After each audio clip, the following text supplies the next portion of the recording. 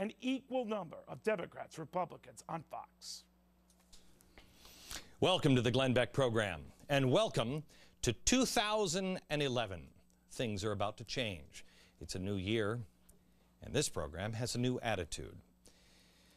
We face massive challenges and problems. The headlines of the day confirm that. For starters, we have a Congress becoming more irrelevant every single day. Over the break, the FCC did pass net neutrality. They now oversee and control the internet. The experts told me over and over again for the last 2 years it wouldn't happen. They wouldn't do it. They did it.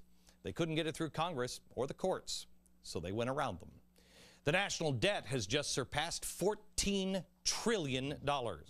That's particularly alarming because, as you know, as we have told you on this program, we are now getting extremely close to the 90 to 100% debt to GDP ratio that every nation fears. Gas prices are climbing. The national average has now hit $3.07 a gallon. Where is Chuck Schumer in front of a gas station today? Crude is currently at $92.66 a barrel. Experts predict now it will hit $100 a barrel this year. Why is this happening?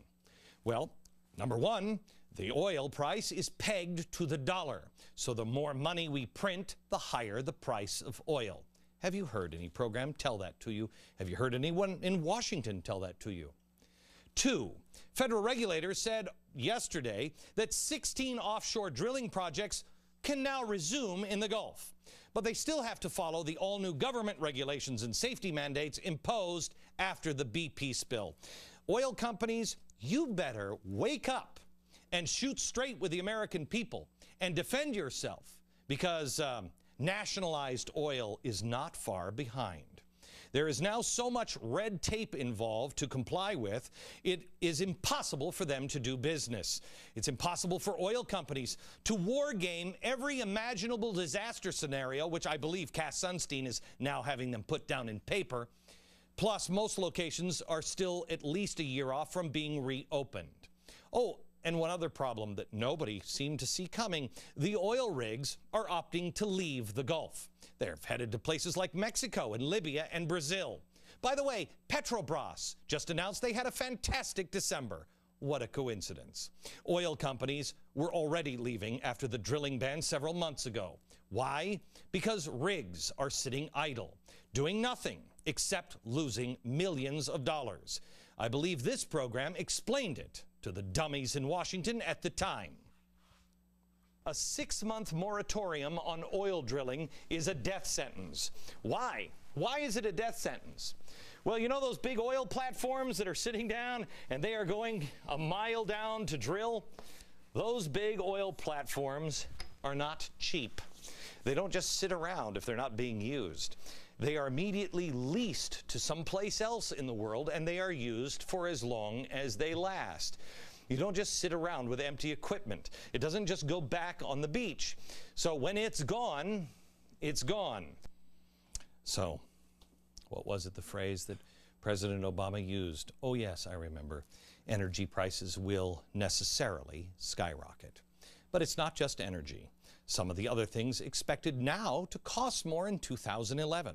Airfare, car insurance, health insurance, grain, translation, your breakfast, college, postage rates, refinancing, credit cards, ammunition, and gold.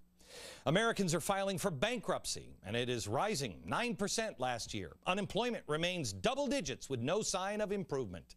And that is the tip of the iceberg. All of these problems are a little overwhelming. When I told you about all of these problems, we installed a red phone, this one, because they denied that any of these things would happen. They said none of these things would happen. And we put the red phone right here on the desk, and we said, call us. If we got it wrong, call us. They never called. They never will call. I'm not waiting for the call anymore. In fact, if I may, I'm not interested. There's a new attitude. It is a new year. Today, this program begins a new chapter. I want you to stop watching this program. I want you now to start using this program. Words are meaningless unless they affect you and change you and lead to action. We will show you, in their own words tonight, the left wants a violent revolution.